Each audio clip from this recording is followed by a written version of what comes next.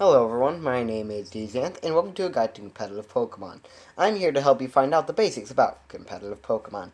Now here you want to start off with a Pokemon. I'm going to go with Chandelure. Now Chandelure is in a tier called UU. Now you may be asking yourself, what is a tier? Well, a tier is something that Pokemon are put into, which ranks them by how good they are. There are 5 main groups: OU, overused, UU, underused, RU, rarely used, NU, never used, and Ubers. Pokemon too good to fit in the OU tier. Items are very important when it comes to competitive Pokemon. Some items, like the Choice Scarf, will raise speed but only allow the use of one move.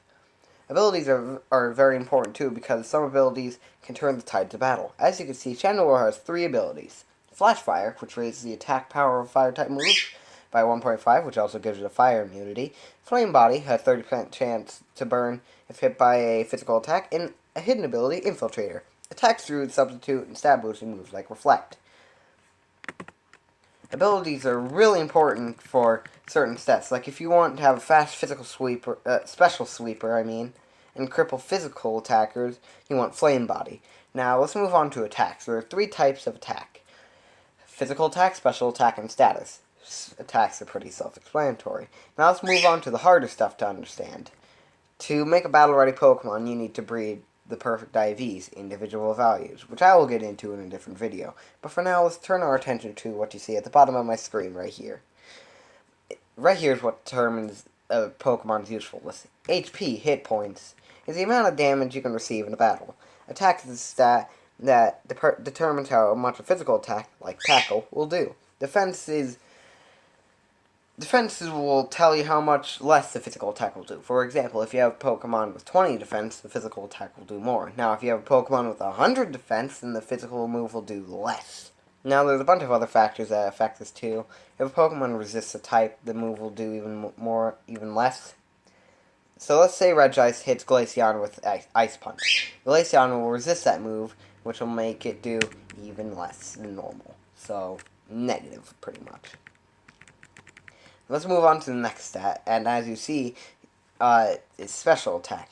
Remember how I said there are 3 types of moves? Well, special attack is the stat that affects the damage of a special attack. So exactly like its physical counterpart, but again, for special attacks. Special defense is exactly like its physical counterpart, but again, for physical attacks. Speed is what determines who moves first in battle. Let's say you have 2 Pokemon fighting each other, one with 200 speed and one with 150 speed. The one with 200 speed will always go first, unless paralyzed or have some sort of speed-lowering move or hazard. Now, if you have 2 Pokemon with the same speed stat, it's a coin flipper, again, determined by items or debuff of some sort.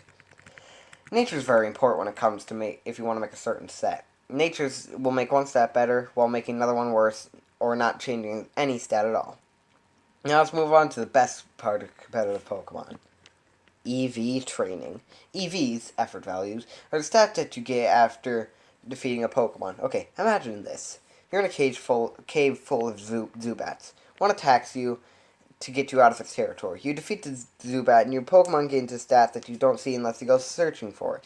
You just gained 1 EV in speed. Every Pokemon yields its own EVs, like Zubat gives speed, and Petilil will give special attack. Now there are items that affect the EV yield. If you hold a power anklet and defeat the Zubat, you'll not only get 1 speed EV, but 9. If you SOS a Pokemon, such as Zubat, again, the EV yield will double, going from 9 to 18.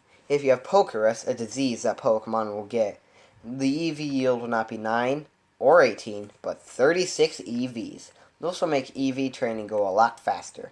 A Pokemon can have a max of 252 EVs in 2 stats and 4 EVs in another. So I've educated you on the basics of competitive Pokemon, and now you're ready to take the world by storm. Well, I hope this video helped you guys, and I'll see you guys next time.